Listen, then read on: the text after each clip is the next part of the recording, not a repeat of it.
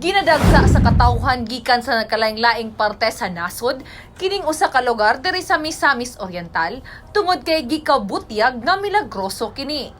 Sa atong segment karon adlaw, atong susihon kung asa sa Misamis Oriental makita ang Milagrosong Birhen sa Lourdes. Dili lang maanindot nga atraksyon ang ginabalik-balikan sa mga turista diri sa probinsya sa Misamis Oriental, apan naila ang lalawigan sa kadaghan og sikat nga mga faith tourism site. Ang lungsod sa Binuangan, Misamis Oriental, ilado tungod sa mga revelasyon nga gamilagro ang mahal nga Birhen sa Lourdes. Giingong ni adtong tuig 1930s, gisugdan ang pagtukod sa kapilya sa barangay poblasyon sa lungsod ug sugod ni adtong panahona, ubay-ubay na ang gabisita sa lugar. Dinhi nila hinahinay na diskubre nga ang mahal nga Birhen gamilagro nga gakamatikdan sa pinili ra usab nga mga tao. Sa pagkakaron, mas gipadako pa ang katukuran sa simbahan o gipatsyada ang palibot kay nalakip na kini sa bucket list sa mga dumutuong o kanunay na nga gadagsaon. Ang Birhen sa Lourdes, gituuhang gapakita og milagro, hilabi na gadunggon ang sinsero nga mga pag-ampo, gatambal sa mga adunay balatian, o giingong magpakatao aron proteksyonan ang maong lungsod base sa mga nagkadaiyang revelasyon. Katong agpangsulungon among munisipyo na siya kay magpakita. Gisulong ang munisipyo na 8 na ka pulis. Ipanglabay ang atok sa police station sa bomba murag 8 o 6. Wala nang buto. Unya ang mga ang police station gilibutan sa mga mineral water nga sudlanan bagag may pangsudlan og gasolina. Pangdagutan nento nila kay sunugon day tingali nila ang kuan police station. Wala sad nakatubo ang ilang kalayo nga magdagpot sila kay nagyapon lang nakita babae nga sigig palong sa ilang dagkutan nga mga botilya na ang nakakita ang Birhen gyud mo ilang nakita na yang kupo mo yang sigpalong datong mga nagsimba. Wala ginusunog ang kuan police station. Nya ang 8 ka pulis nga nabilin wala gyud sila nakuhaan. Pero grabe nga buto, grabe nga nangabuslot ang atop sa covered court, ang mga balay sad nga dibida sa ubos, ilang mga atop sa di ka nga igo. Kay grabe lagi nga gubat, protektahan kay namay nakakita sad nga doon sa munisipyo ilang balay. Ang Birhen may nakita niya nga nagpalong sa dagkutan nila nga kuan, gasolina. Si Helena Ku, usa sa gaalagad karon sa simbahan, nakasaksi sa daghang milagro sa mahal nga Birhen sa Lourdes. Daghan kay ko kasi natian din ma'am atong kanang magilis ko sa Mama Miri, maka-touch ko sa iyang naong na Ilana. Nya mayon ko ni Father nga, Father naglanas si Mama Mary. Katanong ka wheelchair na hasaan. Babae ito siya. Wheelchair siya paingon, gika nagsimba lagi sila, nagsulod dito sa Mama Mary. Pag humanyag patong sa Birhen, mutukag sa dili nakatindog. Unya katubi taw nag-uban sa iya, nangita kay asa, nakagawas na kay gusto maligo. Kay yani siya dinhi nagpasalamat sa Birhen na ngayo daw siya og panaba sa Birhen nga maulian siya. Unyang murang nagsuicide gid siya kanhi dinhi kay gusto siya muli nakatindog. Nagkadto din siya sa gawas. Na ingon siya maligo ta. Tradisyon sa musulod sa simbahan, mao ang pagpatong sa karaang imahe sa Birhen sa Lourdes ngadto sa ulo sa mga buot magpaampo ug magpasalamat. Lakip si Selani Aurelia nakasulti sa milagro nga ilang nasinatian. Migisalig umituo gid mi dinhi sa Birhen sa Lourdes na milagroso gid siya. Kung dili daghan gid nga mga tawo nga moanhi dinhi natoy taga Cebu, engineer nya.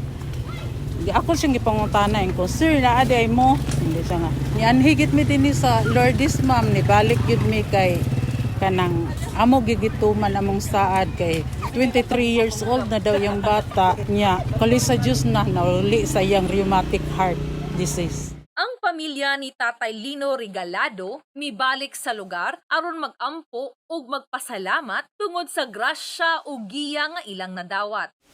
Di pangamuyo, ginapo mo. Ako nga pulid mo. Naamo ko kasi gusto sa kasing-gasing. Doon, ako lagi pangayo sa iya nga. Doon. Hindi man siya maayo din. Pangita, may tayo sa mga turista nila. Kaya kaloy sa Diyos, pag ato sa kanila, ma'am, maayo ang lakaw sa iyong pag-opera. Kaya, nagpasalamat ako sa Ginoo dito sa operasyon. Bahal mo, Birhen si Lourdes. Ko, nag-panghamuyo ka din mo. Kaya na magiging mo din. Babayin tao na kang ako.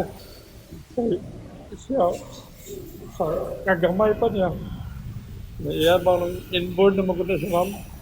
Nasa congenital heart disease pa. Amo naman kita nga. Kung dili man siya maayo din, dili niya pong bakawa sa pagtuo.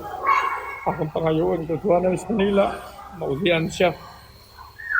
Maulian siya sa Lord sa Diyos. 4 oras yung operasyon.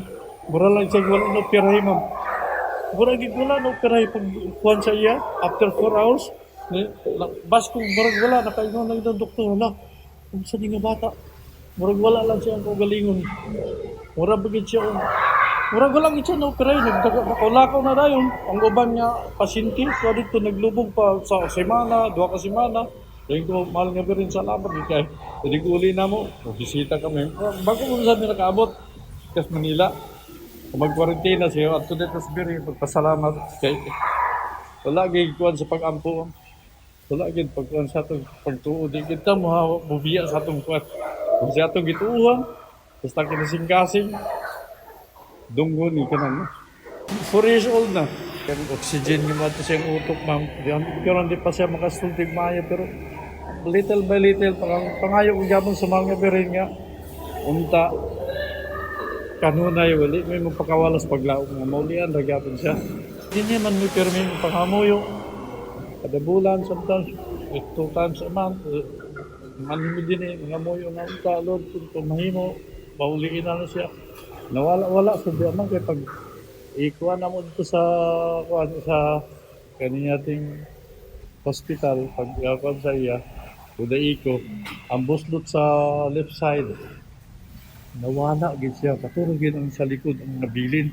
Tapos salamat sa hinahinay, pero dili na ta maggulat nga kuan kung unsa may kuan sa Ginoo dalon lang sa Manila. Abunda sab og tubig gikan sa usa ka tubod ang palibot sa simbahan nga lakip sa gibantog nga makatambal sa mga masakiton ug makahupay sa gibati kung imnon. Usa usab kini sa ginadayo sa mga deboto nga libreng makuha sa tanan. Giingong pinaagi sa pag-inom o pagkaligo niini makatambal sa sakit-sakit sa lawas. Dinhi ang mga kasinatian namo dinhi kung naipangbation. Mga ligo lang gyud dinhi daw magpatunog. Kay nagdahom na din nga maulian. Na tinuod man maulian man. Inaagis ko sa among tubig din eh. Sige, gid may agad sa goob. Nya, makauli gid siya. Nagpamatuod gyud ko nga kining simbahan sa Lourdes, kining Lourdes Shrine namo. Usagi kini ka Milagrosong kayo nga Birhen. Kay sa panahon sa akong igsuon nga na siya gibati katong sige lang gakuan siya arthritis niya nga manghubag yang tiil. Ako siyang gikuanan kay nag-maintain naman gud siya tambal. Kanang ubanan gihapon sa kanang pag-ampo, pagsalig sa Ginoo motong ako siyang giingan nga ahay maayo nung og kanang magsimba o magkaligo ka kaha dito sa Birhen sa Lourdes. Ni tuo siya, nagsimba siya dinhi nya naligo kada kadlawon gid siya maligo. 4 AM siya maligo. Nya motong niingon siya nga gaan kuno kay yang lawas. Pagkahuman ato, ako siyang gidala dayon dito sa Cagayan sa iyang doktor. Ako dayon gipasusi iyang kriya. Kay permiro dato mag-uol gid mi kay permi lang 2.9 ana iyang kriya. Nya mahadlok ko kay basig dialyze na siya ba. Motong sunod na mo mga gipaabot pa namo to usa ka bulan. Yato din mi sa iyang doktor. Nagpa-laboratory mi. Motong pagkuan na mo sa iyang kriya, nahimo na lang 1. Tungod kay gidagsa kini sa katawhan, gikan sa nagkadaiyang lugar, naggama ang lokal nga kagamhanan o mga cottages sa palibot aron nga magamit sa mga bisita ug makabanding usab sa ilang pamilya. Human maghalad og pag-ampo o pagpasalamat, pwede gilayon magbanding ang pamilya duol sa shrine ug dinhi mamahimong mga ligo, mangaon ug mag-enjoy sa relaxing nga view sa palibot sama sa pagsaksi sa sunset ug sunrise. Matag Sabado sa alas 10:30 sa buntag, gapahigayon og healing mass ang Lourdes Shrine, kundiin dinhi gawas og sulod ang mga deboto, hilabi na kadtong buot magpatambal sa sakit, magpagiya nga mulampos sa mga eksaminasyon o uban pa nga mga hangyo nga gisaligan sa mga deboto nga mahitabo. Sa pagkakaron, bisan pa man sa atong kasinatiang kalisod dala sa hulga sa makapatay nga COVID-19, mamahimo gihapon nga mobisita sa lugar apan adunay gipatuman nga striktong gabayan sa pagsulob sa face mask o pag-obserba sa social distancing. Faith can move mountains. Tinuod man o dili ang milagro nga dala sa Birhen sa Lourdes sa Binuangan, sa mga nagtuo ni ini, walay imposible.